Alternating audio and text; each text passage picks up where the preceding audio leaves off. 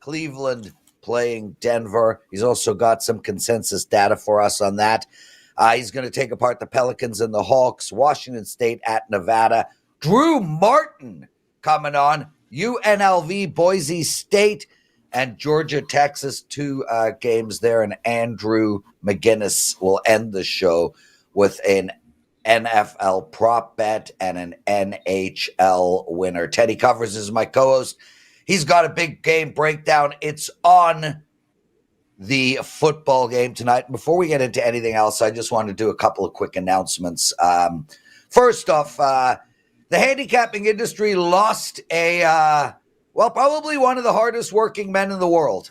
Mitch Wilson passed away a few days ago, and this is the first time I have a chance to get on a microphone. And I just want to send a lot of love to the Pick Dogs family as well as his family. Mitch brought the best out in us. We had an adversary, a rival, a competitor that didn't sleep. This man worked round the clock. And I remember meetings with Johnny many years ago. Work like Rick, work like Mitch, be like Mitch. And Johnny did, and our team did. And, we are a reflection of the hard work that we put in, and we had an adversary that put in harder work. So, Mitch, rest in peace. You made your mark in this world, that's for sure. Sorry we don't have you around anymore to compete with. Lots and lots of love. Okay, so that's taken care of. The next thing I want to talk about real quick is I had the most unlucky 5 days of my life, betting-wise. And it really affected me. It killed me. I was at a poker tournament yesterday at my buddy's house. I almost got into a fist fight with a friend of mine because I was complaining about my bad beats. And he was like, wah, wah, wah, and I almost killed him. I took 2 unders into overtime. Both lost. I took a dog into overtime. It lost. It was just one missed kick and one flag after another. I lost the New England Patriots under on the last play of the game. I picked great picks. I just had one of those 5-day periods where every flag went against me. Every bounce went against me. I know we just had a huge Thanksgiving special. So many of you guys were counting on me. I totally let you down. It affected me in that short-term period. But, man, when you do this over years and years and years, you have that 5, 7, 10-day window where nothing goes right. It was horrible timing. But we move on. Teddy Covers. Sorry I took so long, dude. How are you, my friend? Well, I'm doing better than you are today, buddy. We had a great weekend for the clients. Everyone's happy and smiling in the Teddy Covers household. So I'm sorry you had a rough weekend. It can, will, and does happen, Lawrence. Yeah. Unfortunately, it happened for you on a particularly big weekend. It's happened to me plenty of times before as well. But I'm coming in the Monday in a very different mindset than you because my clients and I won all weekend, which was a nice thing. Yeah, and it affects me, dude. I mean, Marco and I were texting back and forth. I texted Marco a whole list of my bad beats. He texted me back a whole list of his. I was like, that didn't make me feel any better, Marco. I mean, he was playing poker in the casino, and he was on Appalachian State, and I think the other team got a touchdown. There was a penalty on the play, and the coach declined and allowed the team the touchdown. Marco lost his shit. I lost my shit. Lots of diarrhea all over the place. But, Teddy, this is what we do for a living. It's what we have chosen, and I have to figure out a way to cope better emotionally, even though I'm 30 years in, because I know I'm going to win. I had a great college football weekend. I'm winning in NHL. My college basketball is fine. It's these windows, and I got to deal with it better emotionally. Anyway, my brother, let's bring in Steve Merril, and keep in mind, everybody, we got a huge announcement coming your way. Steve, how are you? And I've been having some bad beats as well, some close losses. It's Saturday. A lot of my teams out-yarded, really outplayed. UCLA, for example, 8-point favorite. Fresno kicks a field goal down 10 with 30 seconds to go to lose by 7. I mean, it's going to happen. The 76ers last Wednesday, a 5-point dog, go to overtime, and they don't cover.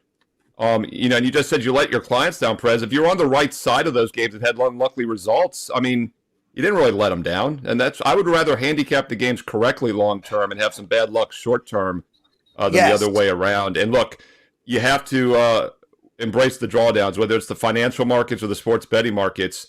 It does not go up in a straight line. It's one step back, two step forward, right? And that's how it works. That's how life works. And I've been telling people that on YouTube, Twitter. I read the comments, I reply back, and people freak out when they jump on during a drawdown. But that's why we have a bankroll, and that's why we play 4% of bankroll, not 40%.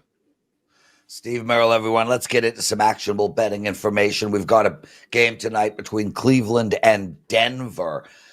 There's money coming in on Denver here, Steve. We've got 6.5s out there, mostly -6. You want to talk about the side, plus you have some consensus data for us. The microphone is yours. Cavaliers, Nuggets, NBA Finals Oh, wait a second. Monday Night Football, Cleveland, Denver. We're going to get to the NBA in a moment. I do want to talk about consensus data. I do my Fade the Public video every Friday night. We post it on Saturday afternoon. And yes, a lot of the public money comes in on Sundays and for this game on Monday. I get that. But I have indicators that I've developed over the years which are pretty accurate, pinpointing where that money is going to be. And this is a perfect example of this. Now, some of this is the Bo Nix injury. There was, he was questionable all week, but he's been practicing all week. We expect him to play.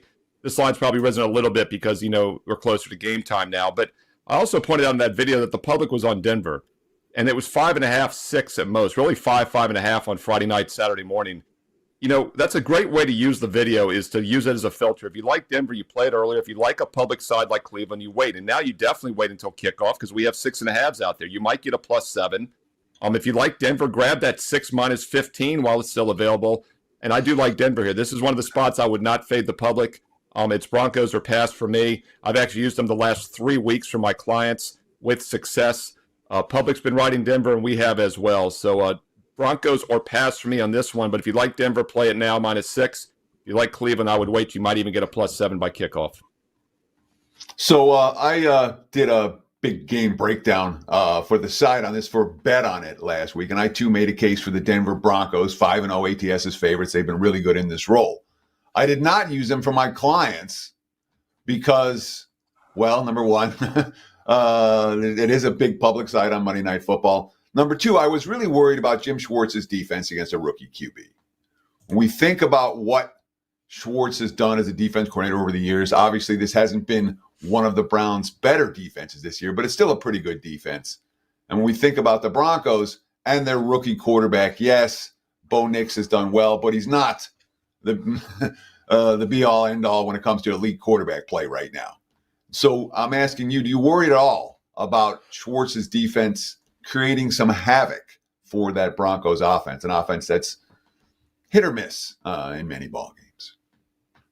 Yeah, and let's not forget, Nix has been questionable all week because he hurt his back last week early in the game, but he played the whole game. So, we expect him to go. But whether he's 100% is a bit of a question mark still. And it's going to be cold tonight in Denver. That's probably not going to help the injury. In fact, no other Broncos taken a pass attempt this year except for receiver. Sutton has 2, and Dixon, the punter, has 1. But Bo Nix, Teddy, is in great current form. You look at his ratings from September compared to now. I believe he's been Offensive Rookie of the Week 3 straight weeks now. Plus money, Rookie of the Year bet probably is not a bad bet to make now as well. He's playing excellent football. And the fact this is in Denver, I think, is a big difference. Thin air, altitude. Cleveland has not played a lot of road games recently. In fact, they've only been on the road once in their last 5 games.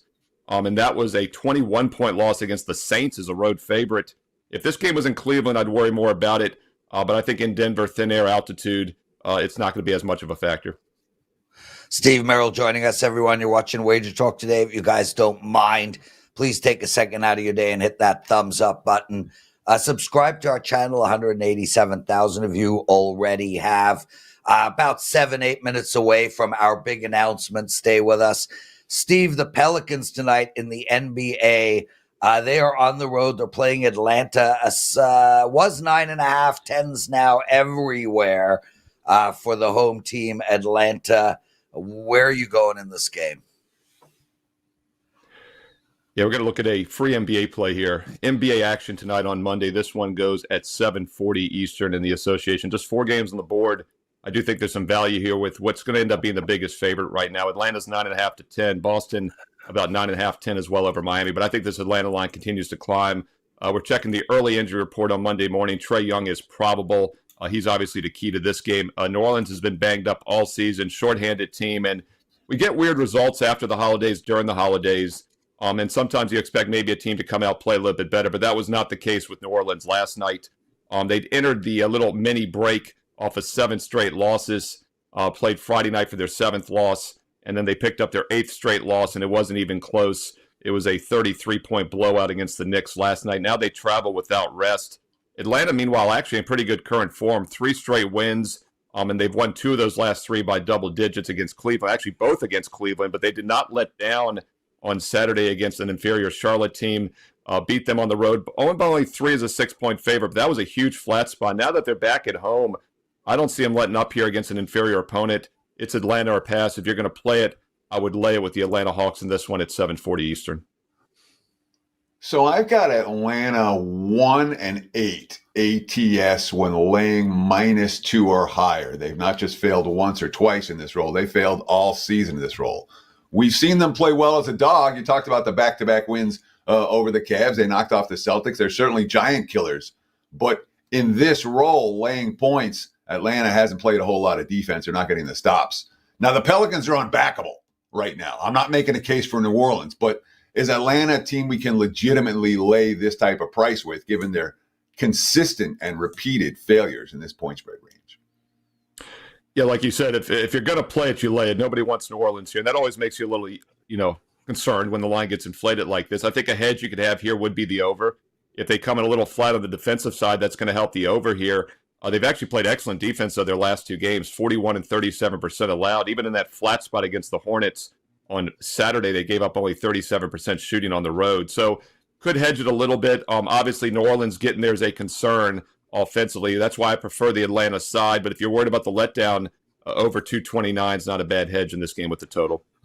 One more bet from Steve Merril coming your way. Washington State. This is a late game. They're playing Nevada. Nevada is now -12.5. Money coming in on them. Where are you going, Steve?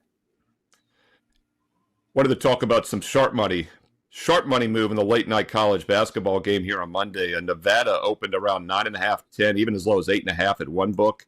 And as of early Monday afternoon, it is now 12.5 mostly across the board. So there's no question Nevada's been getting some action. It's always a very difficult team to fade. Not only do they have a strong home court, but they have the altitude edge at home as well.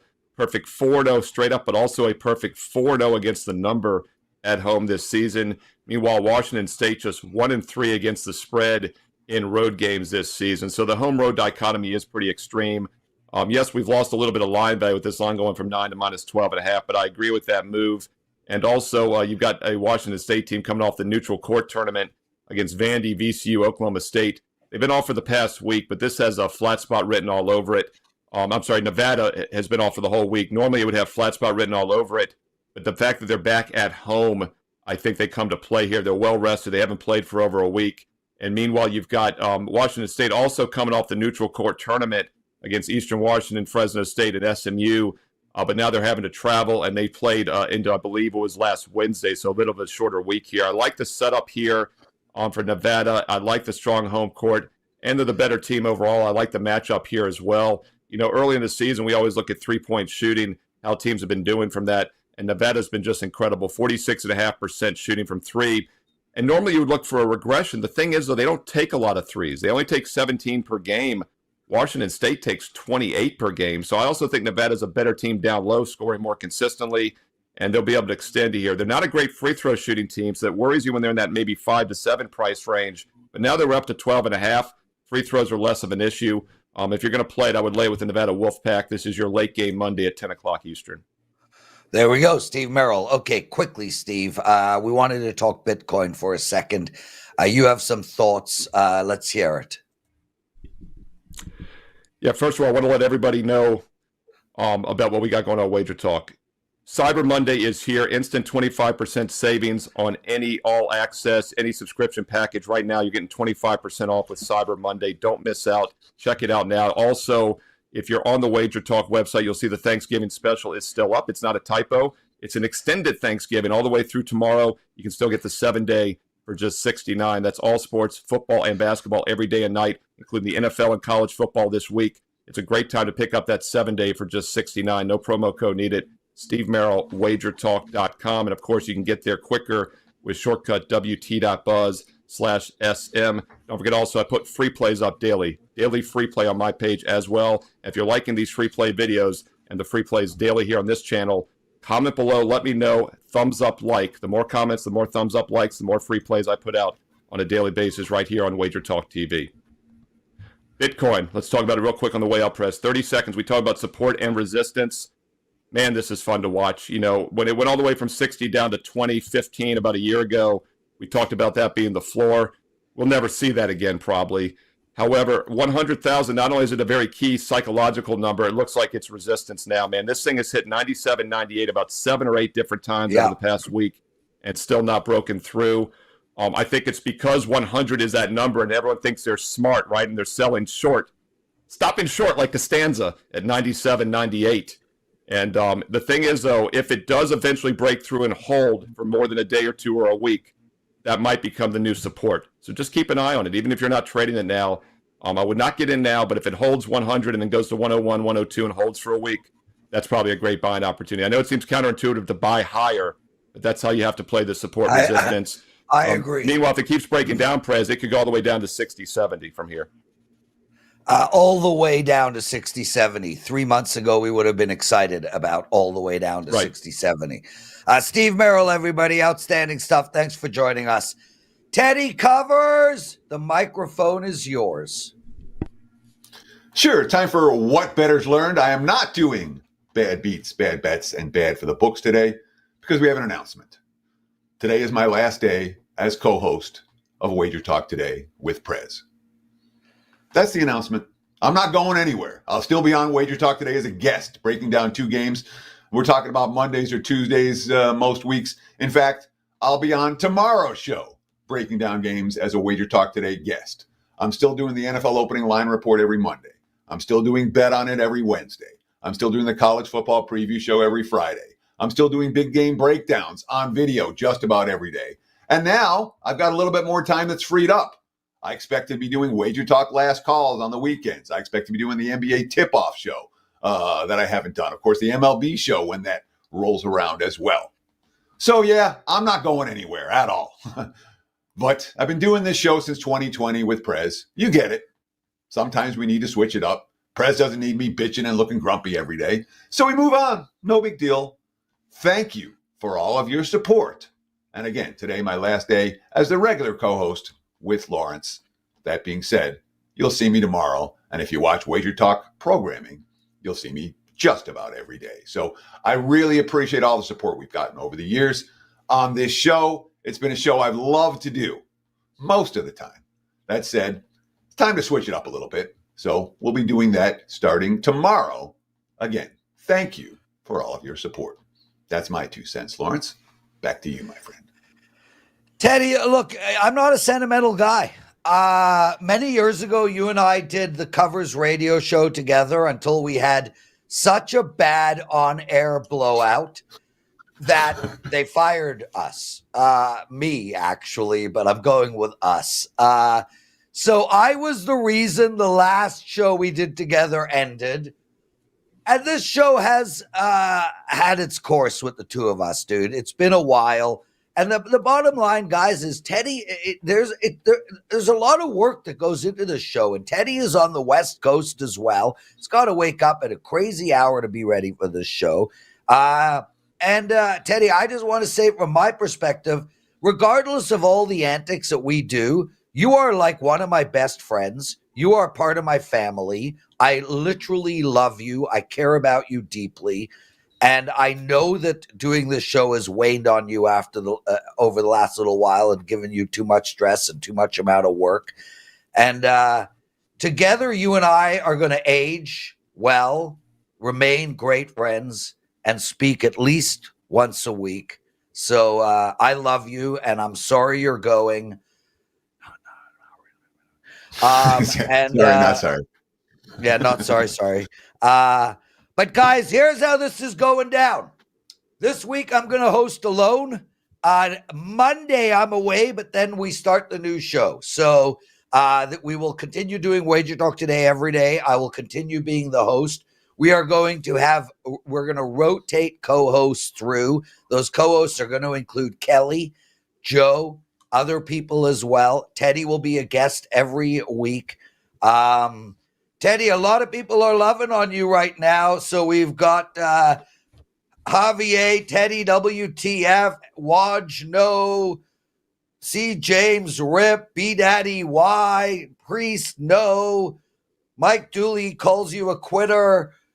Some Johnny Detroit guy says good riddance. He didn't say good riddance at all. Anyway, lots of love, bro. We'll see you on our show tomorrow. This is the key. Yeah, exactly. I'll be on tomorrow, guys. I'm not going anywhere. All right. Yeah. I'm still on all the Wager Talk programming. I'm just not going to be co-hosting this show with Lawrence every day. And it's time. You know it's time. I know it's time. You know, it's okay. I'm not disappearing, and the show's going to be here. So I appreciate all I genuinely appreciate all the support and all the kind words. But WTF, it's time. Yep. Guys, I want to make a quick announcement about the Cyber Monday special that Steve mentioned. It's a great offer. 25% off any package except a already discounted package. So for instance, if you're buying that 7-day all access for $69, you can't use the Cyber Monday 25% off of that. So that package is available on all regular priced items. So please join us for that. Drew Martin, it feels fitting that you are with what's going on here, bro? It's December. Yeah, I didn't get to it this morning though, Prez, so fair enough. Well, it feels fitting that you are with us on Teddy's last day on Wager Talk Today. You've got him at 1 p.m. Eastern today on the opening line report. You've been with him for 1,000,000 years, so I wanted to put you on this show. Welcome and congrats, dude. You're on a really nice run. Well, thank you, Prez. Unfortunately gave one back yesterday, but overall, it has been a nice run. And to tell you the truth, coming on the show, sitting in the background, listening to that, you said you weren't too sentimental, but that was a pretty heartfelt speech there, Prez. Man, you caught me a little bit talking about TC there, and it's sad to see you go. Well, I mean, hey, I know everything kind of comes to the end, but it was always fun watching you guys whenever I got the chance to, and seeing you guys chop it up. So it's sad to see this end. Dude, everybody watches the show and thinks Teddy and I bicker like, the Muppet Men. We do. The Muppet But Teddy Man? has been, those two old guys in the balcony. Oh, sure. The Muppet Men. Now I got you. I don't know what their freaking name. They do have names. Waldo. Hard out today, Lawrence. Yeah, we're fine. There's no hard out on your show. We're just going to blend straight into the opening line report. Anyway, Drew, contrary to popular belief, Teddy is one of the top 5 males in my life. So, okay, let's get into some. I'm on the on that one, but we'll just move on. UNLV, Boise State, Drew. How do we bet this game? Oh, would you put me Waldorf? Yes, Priest Mahomes with Waldorf. What was the name of the other Muppets? Okay. Prez, so talking about Teddy top 5, would I make your top 25? Maybe top like 50 males? Dude, you're in my top 5 sexiest males. Yeah, right. All right, let's talk a little UNLV and Boise State, guys. Actually, Prez just mentioned the NFL opening line report with Teddy. The last couple weeks, I've been doing the college football opening line report, hitting on a couple games, just because a lot of you guys have been asking about it. So I'm doing my preparation for this show and wanted to bring up UNLV Boise State. This one opened Boise State 5.5 TC. We've seen a little bit of UNLV money, and I know you're there in Las Vegas, my man. And how about UNLV making a push here? Could they actually punch a ticket to the college football playoff? That would be something. I mean, Boise State, though, this is going to be a huge mountain to climb for the Rebels. Their only loss, that week 2 loss at Oregon. We know the Oregon Ducks this year have been absolute money.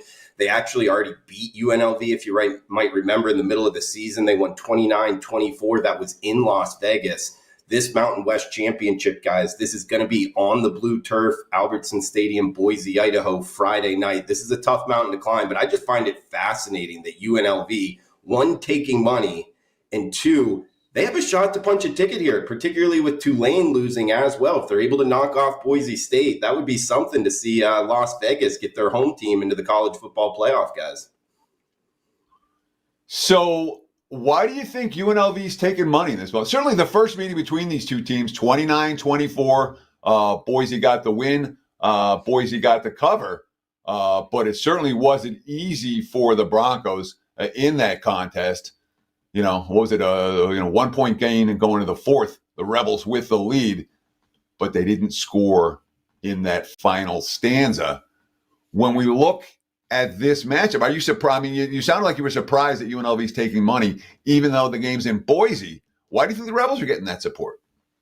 A little bit because of the home field here. But I would probably the reason that I think that they're getting the support here is because UNLV defensively, if you can throw the football very well, you can move it on UNLV a little bit. I think that's kind of their weakness, is teams where you got a good quarterback, you got a good passing game. UNLV kind of can stop the run when you watch this team up against other teams that could run the football, which obviously Boise State, a Heisman Trophy candidate there at the running back position, and Genty, they actually play a little bit better defense. So I think it's that matchup kind of aspect, Teddy, of why the market at least is perceiving UNLV at 5.5, which is catching a little bit too much. That's why I think they're taking money. Drew Martin joining us, everyone. Drew, Georgia, Texas, another bet for us. Where are you going in this game? Yeah, I found it surprising what we get. The SEC, the Big Ten, the ACC, all with teams, newcomers, making the conference championship game. I found, that's something to bring up here, guys. It's 49 being the total, -2 in the hook. That is the Longhorns as the quote-unquote home favorite. Now, this game in Atlanta, so you might think, Athens is almost a suburb of Atlanta, Georgia, if you're not familiar with the area. Georgia obviously used to playing in the SEC championship game. This is in Mercedes-Benz, where the Falcons play their home games. Texas's only loss, they get to kind of revenge that here. 11-1, their only loss coming to Georgia. They were -4 point favorites in that game that was in Austin. Georgia won that game 30-15, and I bring that up because I could see something similar here, guys. I know a lot of people pointing towards Georgia struggling with the Georgia Tech game, but you can almost see that coming. Georgia maybe looking a little bit past them, and Georgia Tech kind of matched up well against Georgia, in my opinion, just at the line of scrimmage. We saw in this first matchup, Georgia, their defensive line kind of take control. And that's a lot of times in the sport of football, particularly college football, that's not fixable if you can't stop their defensive line. I think Texas might be able to, I don't know, maybe improve a little bit, but I don't think it's going to be, that much improvement here. I actually think it's wrong team favored. I'm surprised by this line. I like the Georgia Bulldogs in this one, guys. So certainly when we look at Georgia's season, they've been money losers all year. They've underachieved. They're coming off this crazy 8 overtime game, in which I'm not going to say they certainly they faced adversity and rallied back from it, but they also gave Georgia Tech multiple chances to win. I guess when you say wrong team favorite here, how confident are you that Georgia is the better of these two teams? Because even with their win in the first meeting, right now my power rating does not have Georgia as the better of these two teams. This wouldn't be like a wrong team favored. I'm smacking the board. I'm so confident in it. And you bring up a good kind of profile there, Teddy. I mean, we normally don't see 10-2 teams straight up be 3-9 against the spread. And that is something you got to pay attention to. That is the Georgia Bulldogs. So look, it could go either way. I just think with the game, the way that it played out last time, I wouldn't be surprised if Georgia pulls this one off. But at the same time, it's another kind of thing we need to bring up with college football. This is the one downfall. And I've actually been, I guess, pleasantly surprised with how this 12-team playoff has worked out this season. But for this particular game, I think it takes a little bit away with both of these two teams likely making the playoffs already. It almost takes a little bit of that kind of, I don't know, flavor of the SEC championship out of it a little bit. Drew Martin, everybody. Guys, Drew is on a 6-1 and 20-9 NFL run. He has a 5% play up tonight. You can use the cyber special on that 5%, 25% off of Drew's 5% tonight. Drew, what else do you got to promote, brother? Yeah, Prez, thanks for that, guys. 5% max limit bomb up for tonight. The 6-1 and 20-9 runs as well since week 2 of the NFL. And I guess I would promote on top of that, I've been doing the NFL opening line report with Teddy Covers, and I've been doing it for many, many years now. And I've had some success, some major success in the NFL. And one thing I would throw out there, guys, is yes, I go through the odds board and go, man, what do I like? What do I not like? I take my notepad right here and I host the show for Teddy, but pretty much I'm just teeing it up for him. And I just take notes as we go down. Yeah. I would recommend that for everybody out there. If you're an NFL bettor, it comes up at 1 o'clock Eastern, 10 a.m. Pacific, each and every Monday. And just listening to TC and his breakdowns and his projections, it's really helped me out in my NFL handicapping, guys. Drew Martin, everyone. Thanks, Drew. Teddy, it's time for your big game breakdown. But before we get to that, I want to make mention of something Drew said. And that's about your opening line report, which is a spectacular show. And guys out there who want to know, why is Teddy leaving, et cetera, Teddy's going nowhere. He's just not going to co-host the show. And to be honest with you, Teddy is best utilized at the thing he does best. And I do believe, and we have a million handicappers on the show. I said this to Johnny 2 weeks ago. I've said this to you. And I'll say this on air. Nobody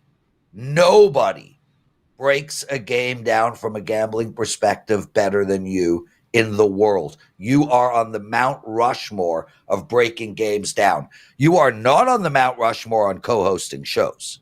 That is for sure. Your co-hosting skills are mediocre. But breaking games down, I wish that I could speak the way you do when you break games down. So with that said, your last ever big game breakdown. Not my last ever big game breakdown. I'm going to do 2 of them on tomorrow's show, Lawrence. But they're not officially big game breakdowns. Sure they are. It's a big game breakdown. And like no pressure, you're just the best ever. Go. Last one. I appreciate your kind words, Lawrence. That being said, let's break it down. Broncos and Browns, Monday Night Football. And I made a case for Denver on Bet On It last week. I still lean towards the Broncos as -6.5 point favorites. Denver is 5-0 against the spread this year as a favorite. And I tweeted that one out as well. The video in favor of the Broncos, a big game breakdown supporting Denver. You can follow me on Twitter at Teddy_covers. But I'm trying not to do the same play over and over on multiple shows. And I also like the under tonight. So I'll make the case for that here. Let's talk about the under first. I got to promote just a little bit. We're running good. 71% all sports run. Last week was solid. 10-5 last 15 in the NFL. 62% in the NFL every place in September. The NBA's hot. 80% run. Plus 202 units since 2022. 1 year all access for just $99 a month. TC365 is your promo code at checkout. And again, I know this isn't for all of you, but if I'm your guy and you want to get on board, running real good right now, TC365 going to get you 1 year all access for $99 a month. It's a great offer and it's available all week. So check it out, TC365 at checkout. Also, worth noting, finish strong, only $1.99. Get all access for the rest of December. $100 savings. The normal 30-day price is $299. You can get it for $199. That includes every play every day. No promo code needed for that offer. So let's talk about the under tonight, the Broncos and the Browns. The Broncos at home have allowed 6 to Atlanta, 14 to Carolina, 23 to the Chargers, 18 to Vegas, 13 to Pittsburgh. So that's 18 or less in 4 of their 5 games. The Broncos D has allowed less than 20 points 5 times their last 6 ball games. Just had that one bad game in Baltimore. Other than that, they've been pretty dominant. And it's surely worth noting the Broncos have the number 1 red zone defense in the NFL. They've held teams to field goals repeatedly. Under 40% touchdown percentage for opposing teams in the red zone. For a struggling team like Cleveland that's not exactly clicking on all cylinders every week offensively, I would consider that a problem for the Browns offense. And the Browns offense with Jameis is certainly better than it was with Deshaun. All right. That being said, they've scored 10, 14, and 24 points their last 3 ball games. It's not like they're lighting up the scoreboard. And you look at them on the road this year, 14, 16, 13, 16, 18. They're not lighting it up on any kind of consistent basis on the highway. Now, Jim Schwartz is a defense coordinator I respect, and the Browns certainly have defensive talent. When it comes to Jim Schwartz versus a rookie quarterback, I'm going to say advantage Schwartz. So I'm expecting field goals, not touchdowns. 42 is too high. Give me the under on Monday Night Football and expect the Broncos and the Browns to kick a lot of field goals this evening. There's your big game breakdown. Lawrence, back to you, my friend. Teddy covers. Andrew McInnis joining us. We are up against it. Andrew, how are you, brother? Nice to have you with us. What's up, guys? Big show. How are you guys doing? I'm going to cry after the show. Teddy, how you doing? I'm doing great. Best day of my life. There we go. Good Andrew. vibes in the chat. Good vibes in the YouTube chat. You want to talk about engagement and like Teddy, the love and stuff like that. I know we don't want to get sappy, but talking about WagerTalk engagement right now, the live chat is awesome. Live chat is bumping right now, and I can only imagine what it's going to be like after the video's done. So it's good to see on all ends. And Teddy, you're going to keep people hungry for more. They're going to want to see you on other videos now. It's almost like you're like, hey, I'm leaving this show, but you're still going to see me. So I see what you're doing. You're still going to be around. You're still going to be around fun. a lot. Yes. Okay, guys, Andrew, real quick, and I've gone through this with Teddy 100 times. The back of your jacket is up, and the way to fix that is to sit on the bottom. Take the back of your jacket and sit on it. Then it pulls it down and makes your shoulders look good. That's what the on-air hosts do, everybody. If you watch a guy on TV, that's what he does. Okay, let's go. Jerome Ford. Very famous running back. You have a prop bet for us on him. Oh, I mean, if people aren't talking about Jerome Ford with their NFL props, I don't know what they're doing here, guys. But like for me, look, this is very simple. I think I look at some of these handicaps and I look at some of the numbers we've seen from him since Nick Chubb came back, and they've been okay. They've been relatively respectable. But when I go through the numbers here for this Denver Broncos team, ranked the 6th best rushing defense in the league. The rushing defense has been incredibly consistent. I just do not think we're going to see much from the secondary running back on Cleveland, being Jerome Ford. His number is at 14.5 for a reason. You go through some of his numbers, and he hasn't exactly even been getting the touches. 4 rushing attempts, 5 rushing attempts, 2 rushing attempts, 2 rushing attempts. He's not even getting the opportunities to be great, not even getting the opportunities to go over this 14.5 number. And Nick Chubb is dominating all the touches. And I fear that, number one, Jerome Ford will not get the opportunities, will not get the attempts in the first place. I also believe that Nick Chubb will hog all the opportunities.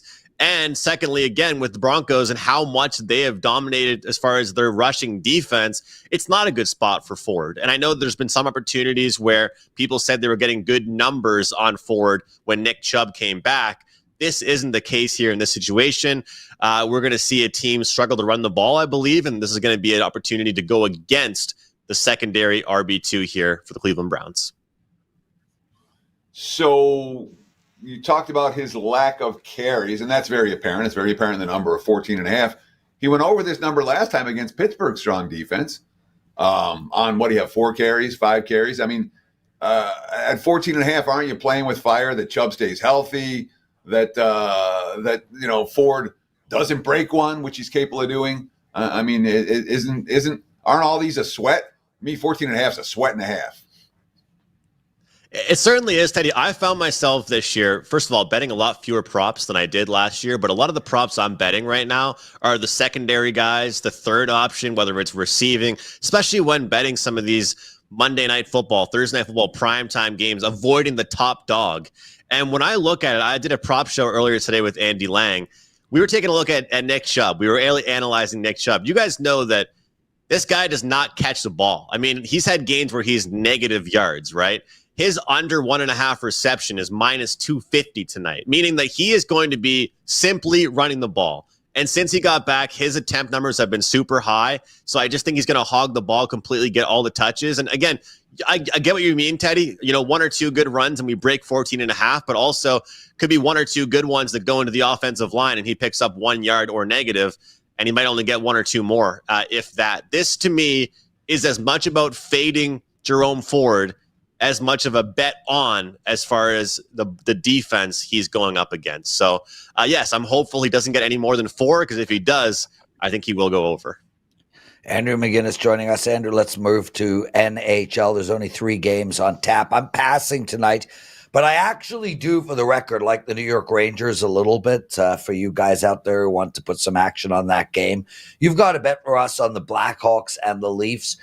This is one of those games, Andrew, where we expect the Leafs to win and we know they're going to lose. What do you like in this game? I like the over 6 in this one here, Prez. And, you know, there's been a lot to like about what the Maple Leafs have done this season as a whole. Number one, their goalie tandem has been one of the best in the league, if not the best. Joseph Woll, Anthony Stolarz, both those goaltenders have been fantastic. The defensive play has definitely been stepped up since Craig Berube took over as the head coach, of course. But I still worry about these letdown spots, right? Monday night, Toronto, Ontario, you know, this is a game where I do not think Toronto is going to be fired up about, right? Weekday, not much of a, you know, a hyped up game by any means. They just played Tampa. They just played Florida. 2 really competitive teams in the division, 2 games that matter a lot to them. This game will not mean something to them. And I feel like they will take a little bit of an exhale and step back here in this one, which is an opportunity for Chicago to score some goals themselves. Number 2, I really think that back-to-backs mostly just affect bad teams. I believe the back-to-back term overall in sports is overrated. But it matters to me when it's bad teams on a second half of a back-to-back. When you have a good team second half of a back-to-back, I actually see value on betting on them. You're going to get better odds because it's baked into the number. Chicago, second half of a back-to-back after playing a very sloppy game yesterday, giving up 6 goals. I think both teams contribute to the scoring tonight in this one, Prez. Give me the over 6 in this game tonight. I like it, Andrew. What do you got to promote? Guys, I've got one NHL team total play up, but I want to promote my NFL Monday Night Football total bet. I'm on a 7-1 totals run in the NFL. Very, very low volume with these. It's a 4% totals play on tonight's matchup. Really like this one. Browns, Broncos. You guys can get that over at WagerTalk or use that promo code CYBER25.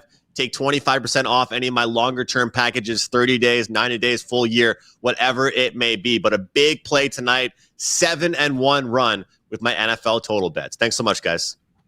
Andrew McInnis, everyone. What a great show Teddy covers. We'll see you tomorrow. First guest.